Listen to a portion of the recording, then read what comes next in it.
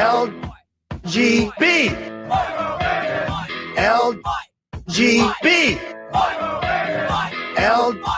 LGB. LGB. They say LGB everywhere. I go LGB. What it means, I don't know. LGB, whatever it is. LGB, Kamala, help me, please, please. Alrighty then. Thank you. LGB. That's let's go, Brandon. Right? LGB. This means let's go, Brandon. No. LGB. Sounds like let's go, Brandon. I guess. LGB. All right. Let's go, Brandon. I am Cornholio. Chant LGB. Right wing and left wing. LGB. Go, you know the thing. LGB. If you don't sing that back. LGB. And you ain't black. LGB. Let's go, Brandon. LGB. Let's go, Brandon. LGB. Let's go, Brandon. FJB. Let's go, Brandon. I'm Joe Biden, and I forgot this message. Greetings, my dear friends, and welcome to another episode of Reading Epic Threads. I'm your host, Patrick Gunnels, joining you from Houston, Texas, this March 25th, 2024 at 10:29 a.m. Central Daylight Time. I'll be bringing to you from Badlands Media an American Hypnotist piece that I'm very excited to present. And then in another segment of Work Smart, Not Hard, I will be presenting the latest from Brian Cates. Before we get started, this show is brought to you by Epic Minerals, specifically one product, Zeolite Extra, the best thing you can do to get heavy metals out of your body. Zeolite is one of a class of substances that, when introduced into your body, binds to toxins and gets them out of your system, clearing out your tissues to absorb the humic and fulvic acid that are also in this amazing blend. So go to www.epicminerals.net. Use promo code Shapiro to pry $1 from my grasping hands. This world is toxic as hell, and even Dr. Tom Cowan has said that zeolite is a perfectly acceptable way to get these things out of your body. It's in the air, it's in the injections, it's in the chemtrails, it's in the food, it's in the water. Use zeolite to get it right out. www.epicminerals.net. You can also get it at epicthreads.tv, where you can grab our artisan soap line. And the last few bottles of angel paste are somewhere around, rattling in there. All right, let's begin. From badlands.substack.com, The Werewolf Game, The Hidden Dimensions of Information Warfare, by American Hypnotist. Greetings, friends and patriots. To honor Q's direct command to expand our thinking, I've made it a point to look for connections between seemingly unrelated data. The bottom line is that the true nature of the current events are obfuscated from public view. And to grasp fully what's happening in the world, in particular, how Trump and the Kennedys became so hated by the deep state, requires that we sometimes dive into bizarre and strange topics. Recently, I made a breakthrough researching symbolism, werewolves, the Trump and Kennedy families, and the conflict between Russia and Ukraine. This all started when I learned about something called the werewolf game. Today, I'm here to share part of what I have discovered. You see, the werewolf game is a parlor game in which people can either play as villagers or werewolves, and the villagers have no idea who the werewolves are. Its inventor, according to mainstream sources, was a Russian sociology student who wanted to create a game that would demonstrate to anyone who played it how information warfare actually works. Indeed, I believe that the use of werewolf in the game is a con. As I wrote in my article, The Zombie Apocalypse versus the Great Awakening, vampire, werewolf, and zombie symbolism are very important to the dark occultists who run the deep state. Not only that, but the fact the game was invented in Russia is likely to be significant. First, I'll show you how it's played. But before that, we need to go over a lot of concepts in order to frame things properly, because the true significance of the werewolf game is not evident at the outset without some necessary background and context. Originally, this was all going to be one enormous article, but I ended up having to split this into two.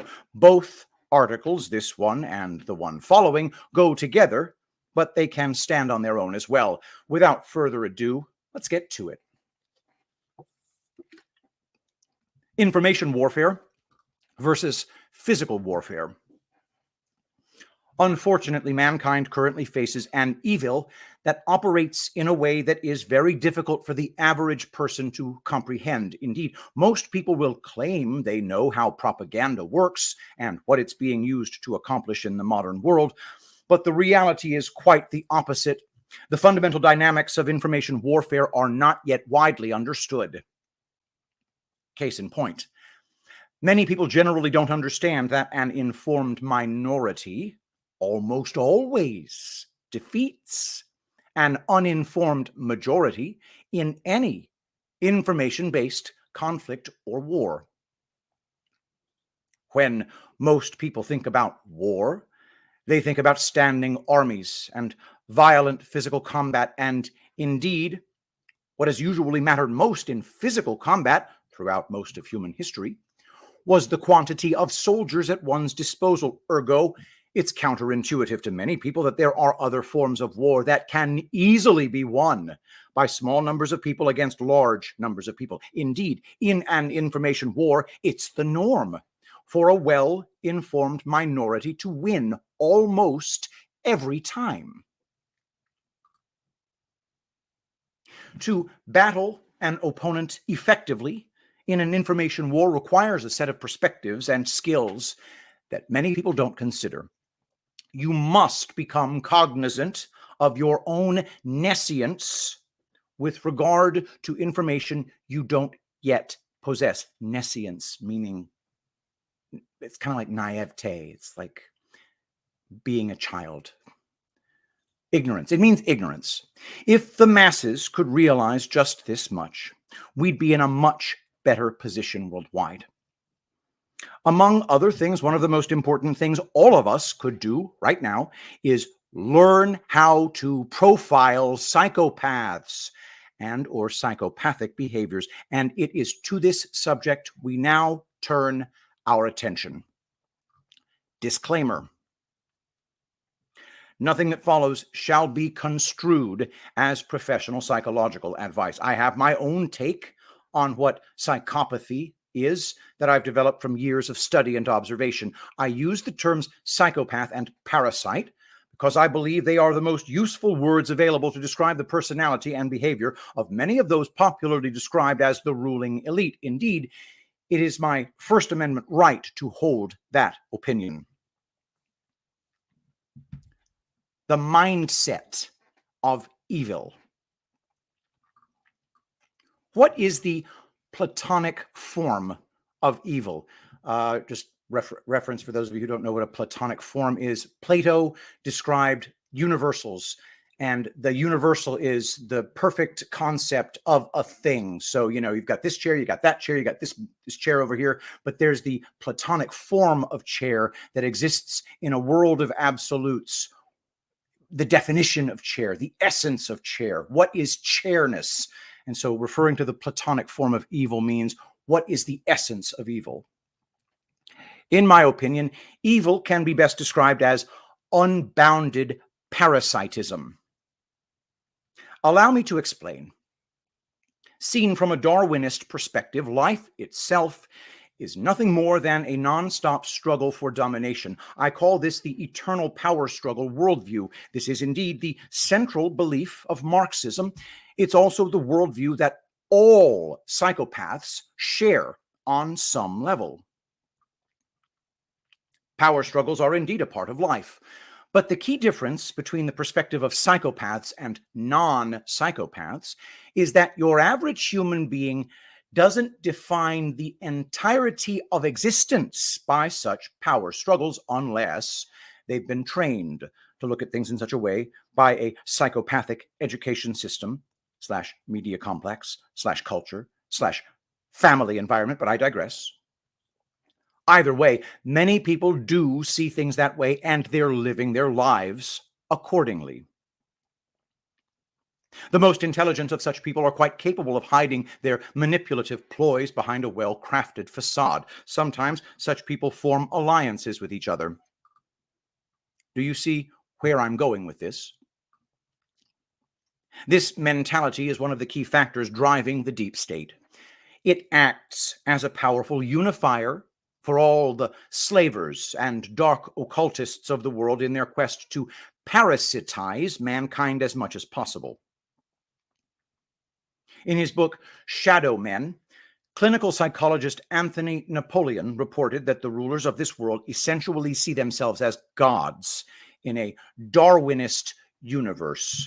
Napoleon worked as a plastic surgeon for the wealthy elite, and his personal encounters with them are well worth reading. According to his testimony, the dark occultists of this world do indeed see themselves as apex predators in a Darwinian struggle for supremacy over the earth. Another brilliant psychologist, Andrew Lobachevsky, author of Political Ponerology, The Science of Evil, had many up-close encounters with psychopathic personality types as well, for he was an escapee from communist Poland. According to him, psychopaths feel oppressed by the common morality of the people simply because they see no reason for it. They often quite literally see themselves as a more evolved version of humanity because they're unburdened by the silly moral considerations of normal folk. Psychopathic personality types often deeply wish to take revenge on the populace whose morality prevents them from pursuing the satisfaction of their appetites without impediment. Recall the scene from The Matrix where Agent Smith expresses his hatred of humanity to Morpheus.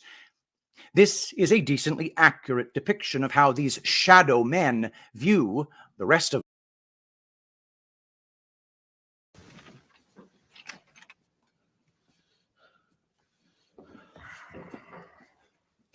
I'd like to share a revelation that I've had during my time here.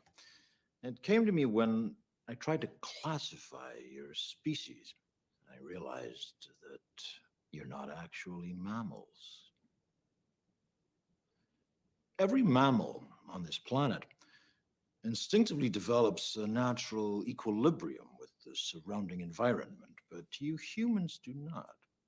You move to an area and you multiply and multiply until every natural resource is consumed. And the only way you can survive is to spread to another area.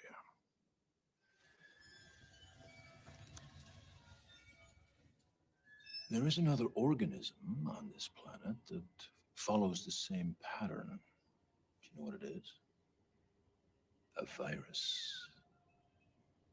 Human beings are a disease, a cancer of this planet. You are a plague, and we are the cure. I'm going to be honest with you.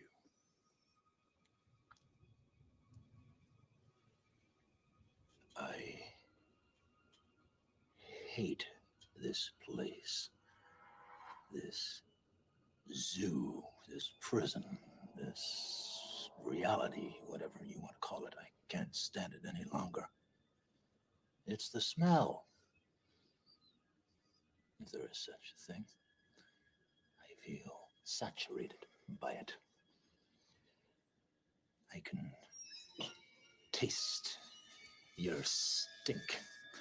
And every time I do, I fear that I've somehow been infected by it. It's repulsive, isn't it? I must get out of here.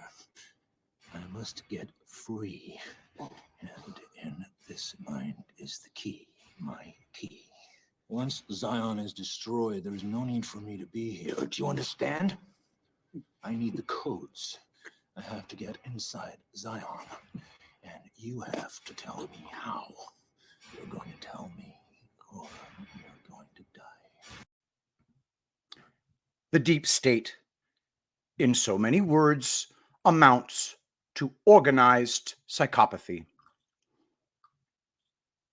If the masses never learn to spot psychopathy in action, how will they defend themselves against it? The answer is they can't. But things do not have to remain this way. Many people don't like it, but accurate knowledge about the nature of psychopathy is one of the master keys, not only to defeating the deep state, but creating a world where the deep state can't reemerge ever again.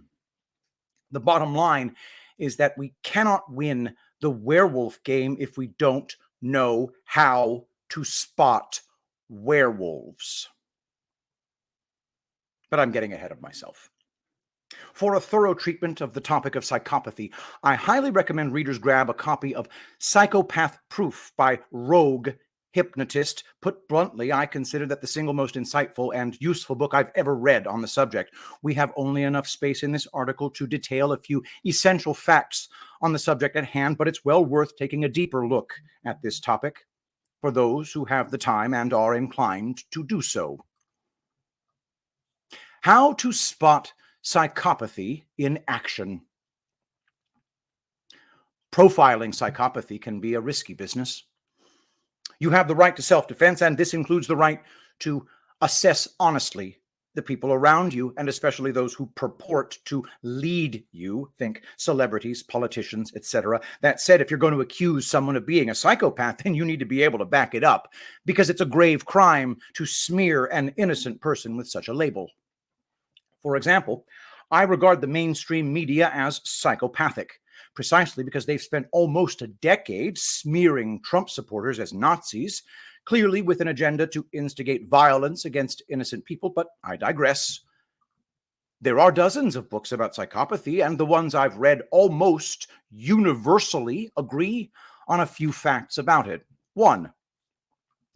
Psychopaths usually know from an early age that they're different. Consequently, they often become rather adept at learning how to blend in, superficially, with non-psychopaths. Put simply, they wear masks. 2. They are creatures of pure appetite.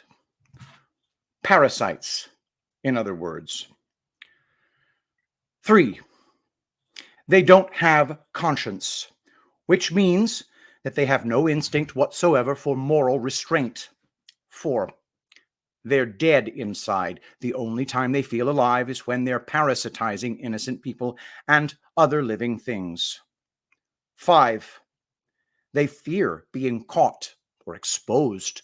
No matter how confident and boastful a psychopath may be, the vast majority of them recognize deep down inside that they can't afford exposure. They must operate under the cover of night, lest morally decent people restrain them, and they can't pursue their appetites any longer. 6. Their hubris tends to be their downfall. They get lazy and accidentally expose themselves. They underestimate normal people because they ultimately don't respect normal people. They think common morality is a joke, and this, ironically, sets them up to fail over and over again. 7. They know how to weasel their way into people's trust, often at first appearing like the perfect boyfriend, girlfriend, buddy, etc., before the mask inevitably slips. In so many words, psychopathy is parasitism. I don't mean to beat a dead horse about it, but it's critical for our survival that we recognize this phenomenon for what it really is. Now, some could argue that we're all parasitic to some degree because we all must kill to eat. Vegans aren't exempt from this, since vegetables are also living things. But that said, most people wouldn't slaughter a field of cows just to get one hamburger, whereas a psychopath might do so just for immediate pleasure or gratification. Every psychopath has their own tastes. Healthy people consume to satisfaction and no more. You see, one of the driving features of the psychopathic personality type is the inability to achieve satisfaction. As the saying goes, the world is not enough. Indeed, for some people, it isn't. Rest assured that simply having addictions and appetites doesn't alone make one a psychopath, although it is a sign of less than optimum health. Specifically, what psychopaths feed on is the energy generated by causing pain to other living beings. Among other things, psychopaths are famous for torturing helpless animals when they're young. When a person conspicuously consumes unjustifiably large portions of other people's energy, this could very well mean you either have a fully developed psychopath on your hands, or you're dealing with someone who has developed some psychopathic tendencies, usually through profound trauma. Some refer to this condition as secondary psychopathy. Of course, we can feel compassion for those who became that way due to trauma, but that doesn't negate the fact that innocent people shouldn't have to put up with psychopathic influences interrupting and/or destroying their lives. Those who insist that we ought to set aside time and resources to help psychopaths, and there's a surprising number of well-intentioned but naive people who feel this way, should be well advised to read Aesop's fable of the frog and the scorpion. Moving along. Psychopathy on the macro scale. Now, what is true about psychopaths on an individual level is also true about large-scale psychopathic enterprises and systems. Indeed, the slavery matrix, for lack of a better term, is self-evidently psychopathic because, one, it inflicts pain on the masses without even the semblance of a rational reason for doing so, opening up the border, putting pornographic material in elementary school libraries, and a host of other things that the deep state does are simply and obviously without justification. Two, it also goes out of its way to hide or obfuscate its existence and nature from the masses. Point number one shows us that causing pain to innocent people is the true purpose of the system. What a system or enterprise does reliably and repeatedly is its true purpose, regardless of what anyone may say. This is the reason why Thomas Jefferson wrote in the Declaration of Independence that when a long train of abuses and usurpations pursuing invariably the same object evinces a design to reduce the people under absolute despotism, it is their right, it is their duty to throw off such government. To put it bluntly, if someone keeps sucker punching you while claiming to be your friend, then it's their actions, not their words, that tell you the true story. While the underlings in a psychopathic system may not have any idea what's going on, someone at the top does. And oftentimes that someone is a hidden figure who's gained some form of leverage over another, more visible person. Entire secret hierarchies founded upon nothing but threats and blackmail can be established in the dark, where normal folks can't see them. If only more people knew how to play the werewolf game. Point number two shows us that the system can't afford exposure. Consider how many hours and resources the system must expend every day to keep the worldwide mass mind control apparatus functional. To put things into perspective, approximately $365 billion were spent on advertising in America during the first half of 2023. I tried to calculate the total for the entire year, but alas, I couldn't find reliable data to do so. In any event, that amounts to hundreds of billions of dollars spent on manipulating human consciousness in a matter of 6 months. The advertising sector is but one of many aspects of society that are concerned with molding mass consciousness. In addition to that, you also have the education system. Former member of the Board of Education under Reagan, Charlotte Isserbeit, published a book about the origins of the American education system entitled The Deliberate Dumbing Down of America, that details the true origin of the American school curriculum. What she learned was that Soviet mind control methods were being used on American children nationwide at least since the 1980s. She backs up her claims with hundreds of educational and official sources. I could go on, but I think the point is made. The cost of keeping mankind dumbed down is gargantuan. It's clear that the slavery matrix doesn't want the masses to figure out what's going on Why would it hide unless human beings really do have the power to defeat it? The werewolf game revealed. At long last, this brings us to the werewolf game. Please watch this very short video to learn what it is and how it is played. Have you ever heard of a game called Werewolf? No. Everyone gets a piece of paper. It's either got villager written on it, but two have the word werewolf. Someone runs the game to make sure no one's cheating, and they go, okay, it's nighttime, everyone close your eyes. Werewolves choose someone to kill, and the werewolves go. They say, okay, everyone close your eyes, it's morning time, open them again. During the night, Francis was killed. There's then a conversation, and this is where it gets interesting, between all the villagers and the two werewolves over who the werewolves are. Then at the end of the day, the villagers have to decide who they're going to kill. And they say, well, we're going to kill Constantine. It's revealed by the person running the game, I'm afraid Constantine was a villager. And the game continues. The villagers win the game if they kill both werewolves. The werewolves win the game if they kill all but two villagers. And the werewolves usually win. The game was invented by a student of sociology in Russia who wanted to prove his thesis that an uninformed majority will always lose a battle of information against an informed minority. So that just shows when you have hidden information, you can completely manipulate a large group of people. Imagine, what if the players of the werewolf game were well studied in the art of spotting deception and or productively analyzing seemingly unrelated signs and comms? These things would give the villagers a fighting chance at identifying the werewolves before the werewolves eat everyone. The predicament of mankind is strikingly similar to the predicament of the villagers in the werewolf game. I believe the inventor of the game was, in fact, trying to tell us something by inventing this game, or at the very least, the origin story of the game itself may be a com. For the most part, any tactic or strategy that would help the villagers win the play version of the werewolf game is, in fact, transferable to real life.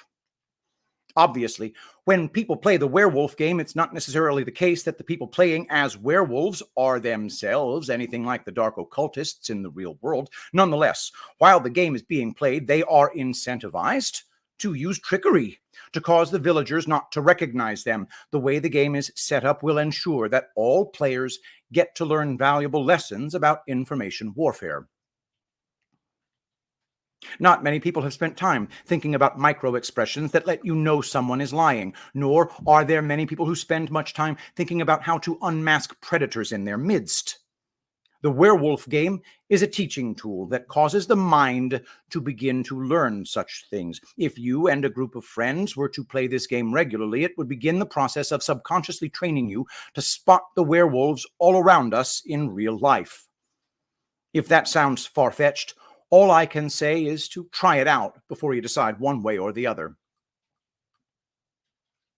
When it comes to an information war, oftentimes it's the most innocent-seeming comms that tell us the most. Fairy tales and mythology almost certainly contain more clues than people tend to think. The very archetype of the werewolf may indeed come from an ancient death cult that appears to have its origins in the Western Russia/Ukraine region. This cult was sometimes known as the Koryos, and they'd go on killing sprees under every full moon, usually wearing wolf pelts on their heads. Are you starting to see why I believe there's something profound going on here with the werewolf game? As far as comms go, this one is a doozy. In our next follow-up article, we will discover that in all likelihood, both the Trump and Kennedy families have been fighting this werewolf-themed cult for centuries. And this may be one of the hidden reasons why the mainstream media labeled Trump a Russian agent, among other things. Parting words. The better one gets at spotting werewolves, the more that true history starts to reveal itself. And the more one understands true history, the better one understands what the heck is going on in the world right at this very moment. As mentioned in the next article, we're going to take things in a surprising direction, connecting all these things to Trump, the Kennedys, and even Tesla. and more. Were we not told to expand our thinking and then spread the truth online? I hope this article has given you many tools to do this. If you never get around to reading my follow-up to this piece, you nonetheless now have an astounding number of useful tools and concepts in your toolkit that will assist you in making real change happen in this world for the better. I wish you all the best. May you be protected and guided by your knowledge. It is time we pursued the truth, relentlessly, heartened by an unshakable faith that the truth really is out there and that we have what it takes to find it. And that is American Hypnotist at badlands.substack.com. That's badlands.substack.com. Go ahead and do a paid subscription at Badlands, guys. What a great article. I'm really glad that I grabbed that one. Amazing stuff there. We need to friggin' set up parties where we all play the werewolf game. That is a great information warfare exercise. It's got game theory aspects to it, probability theory aspects to it, psychology aspects. I want to learn more about the werewolf game. That sounds like fun. All right. What do we have next? Oh, here's what we have next. Guys, you got to go to epicminerals.net. That's epicminerals.net to get your zeolite extra. Hopefully I can get the thing to focus on it. Anyway, the label is all my brand now, and zeolite just takes the heavy metals out of your tissues, deposits them back in the sewer where it belongs, allowing you to remineralize, detoxify, and just generally shed some of the evil of this world. Go to www.epicminerals.net. Use promo code Shapiro to pry $1 from my grasping hands. And if you get more than $150 worth of stuff, you get free shipping. Check out epicthreads.tv as well. Same thing, $150 or more, free shipping, artisan soaps, and I think we have 8 bottles of angel paste left. So buy those. And then there we go. All right, let's begin the Work Smart, Not Hard segment of this show from briancates.substack.com, the latest from our friend Brian. Surprise, surprise. The Rana runs straight to NBC News after losing her job as RNC chair, where she is no doubt going to spend the next 8 months loudly whining about every move Trump makes to November election. By Brian Cates. It wasn't supposed to be like this. This wasn't supposed to happen. Everything has gone so horribly and terribly wrong. Donald J. Trump's quixotic quest for a second term as U.S. president was supposed to have been reduced to a pathetic joke by this point. The woman who ran the Republican National Committee since 2017 had very carefully prepared the ground even before Trump made his re-election bid announcement at Mar-a-Lago in December 2022. Ronna McDaniel was ready and waiting to do everything in her power to ensure that the 2024 GOP nomination was given to someone other than Donald Trump. McDaniel had made repeated assurances to the Never Trump Country Club Mitt Romney clones that have been running the RNC since before I was born that she'd be able to prevent a Trump comeback. Then, much to her and the Country Club GOP's mounting horror, Trump not only refused to go away, he has survived and thrived while under an unprecedented campaign of illegal and unconstitutional lawfare. People have to understand it wasn't just the Democrats who stole the 2020 election from Donald Trump and the American people and then carefully and concisely plotted to prevent his return to power. The RNC Country Club good old boys were involved in this up to their eyeballs.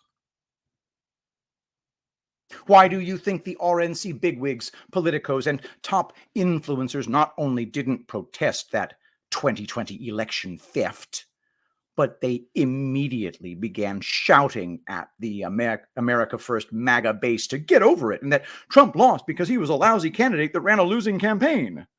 Pictured here, Ben Shapiro, Frank Luntz, Kellyanne Conway,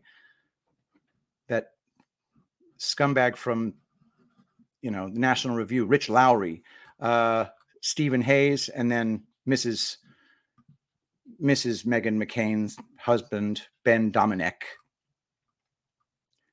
It's incredibly revealing that the repeated election failures were not enough to force the Rana out, but her failure at successfully derailing Trump's re-election bid was the bridge too far.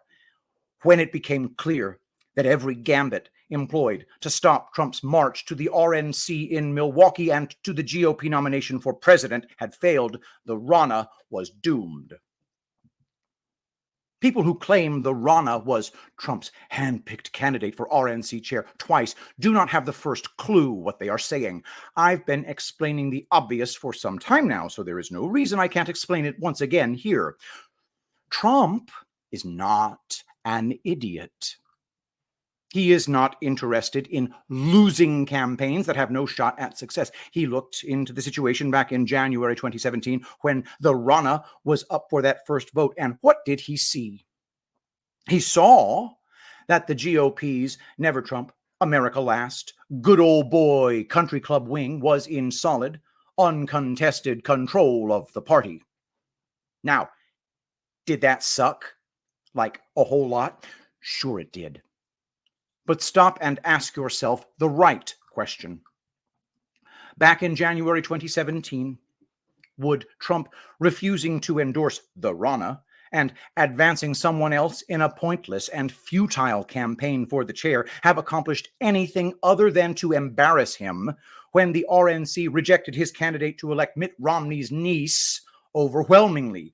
You know the answer to that. In the votes for RNC chair in 2019 and 2021, after the Rana had been carefully stacking the RNC leadership with even more Mitt Romney, GOP country club good old boy sycophants, should Trump have then gotten around to advancing his own MAGA America First candidate for the chair? Well, why would he do that? When any candidate he advanced at that time had precisely zero chance of winning the vote. One feature of Trump that I've noticed from the beginning is that he's not interested in losing. The man hates losing. If the deck is stacked and he can't change it yet and get a win, what does he do? He keeps positioning his enemies to do two things. One, expose themselves. Two, destroy themselves. Here's what Conservative Inc. and the fake news and the uniparty politicos yapping away on your TV are never going to tell you. Donald Trump positioned the Rana to self-destruct, and self-destruct she did. So, about a week after Trump's hand-picked replacement, Michael Whatley, assumed command of the RNC with Trump's daughter-in-law, Laura Trump, as the co-chair, news broke that the Rana has gotten herself a cushy new job at NBC News as a political analyst and contributor. I'm thrilled that as Donald Trump spends the next 8 months overpowering all the people who are trying to stop him, I get to watch the Rana loudly whine, bitch, and moan about how every single move Trump is making on his way back to the White House is the wrong one. At NBC, the Rana will no doubt be joined in giving biased commentary on Trump's march back to the White House by this fellow pictured below, who is also a former RNC chair who has spent the last 8 years screaming for someone, anyone, to stop Trump as he began exposing and taking over Steele's precious GOP uniparty. Hello, I'm former RNC chair Michael Steele, and dear God, would someone please stop Donald Trump already? This is not a bad thing that's unfolding here. It's a very good thing. Back in 2017, if someone like me or even Trump himself had just come out and told you just how deep the corruption actually went that much of the GOP was actually a uniparty working secretly with the Democrats, and that the conservative Inc. media was a compromised propaganda wing of that uniparty? Would you have been able to believe any of that at the time?